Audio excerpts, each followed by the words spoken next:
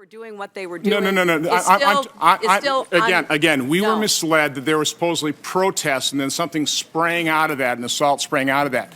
And that was easily ascertained that was not the fact. And the American people could have known that within days, and they didn't know that. With all due respect, the fact is we had 4 dead Americans. Was it because of a protest, or was it because of guys out for a walk one night who decided they'd go kill some Americans? What difference at this point does it make? It is our job to figure out what happened and do everything we can to prevent it from ever happening again, Senator. But what I want to talk about really quick is this whole nonsense over Benghazi. Not to say Benghazi and the ensuing attacks is nonsense, because Americans lost their lives, but this whole proceedings about Benghazi and these hearings that we've been having by Congress. I think we've had something about like at least a dozen hearings on Benghazi, but when it comes to an attack on the United States that killed way more people, it was way more devastating, as in 9/11, we had, I think, 2 hearings, and in those 2 hearings, George Bush and people in his administration didn't even have to publicly, get questioned by, congressmen and congresswomen. Hillary's been put out there for the whole world to see. But anyway, while we're focusing on that, I think that there are these other important issues that we are not talking about. Like, for instance, why did we get involved in Libya in the first place? Why did we okay an intervention in Libya without congressional approval?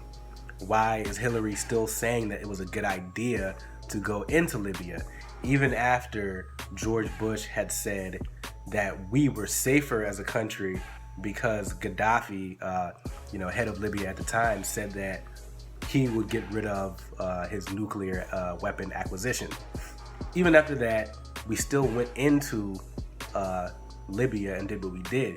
We even had to lie, basically to, not saying that we owe Putin anything, but we lied to Putin. Why not just tell him the truth?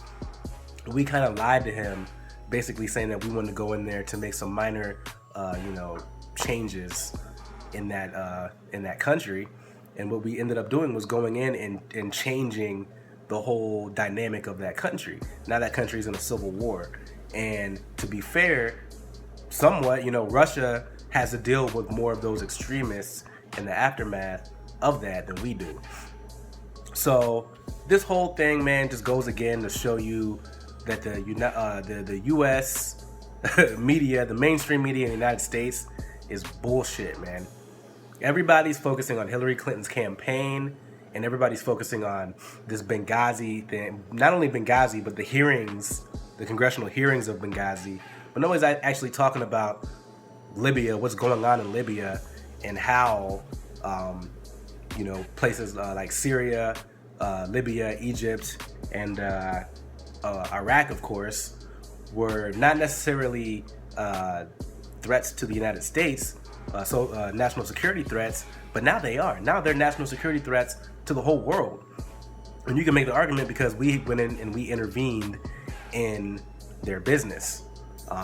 So this is where we are right now. Now we're in a place where ISIS has proliferated and people want to join ISIS, and they're going into places in Europe and attacking Europe, and who knows if they're going to attack the United States.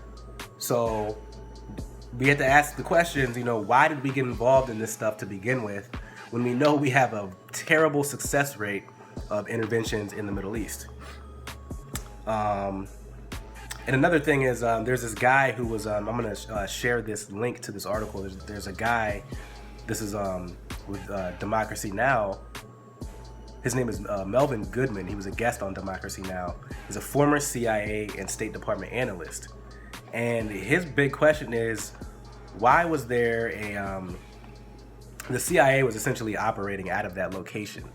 And if they're supposed to be the Central Intelligence, keyword intelligence agency, where was the intelligence of these attacks? Why were they not allowed to upgrade their security, before these attacks happened? So what's going on there? And they also said that the guy says that they had a transitional mission facility. So what was the CIA's role there? What was our role? Why did the State Department want to push that through? And again, why is Hillary Clinton so sure that this was a good idea to begin with.